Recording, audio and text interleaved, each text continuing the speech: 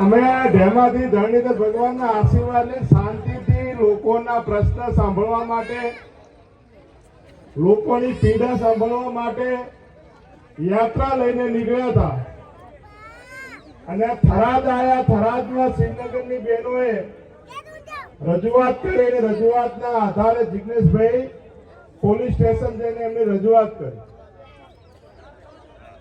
કદાચ જિગ્નેશભાઈના શબ્દ કડવા હશે, પણ એ કડવા શબ્દ આપણા સૌના હિત માટે હતા. કદાચ દારૂનો બંધોણી વિશે છૂટી જશે, અમલનો બંધોણી વિશે છૂટી જશે, પણ આ ડ્રગ્સનો, દવાનો જો બંધોણી થઈ ગયો તો સમજી લેવાનું ઘરે પૂરું થઈ જવાનું ને છોકરો પૂરો થઈ જવાનો.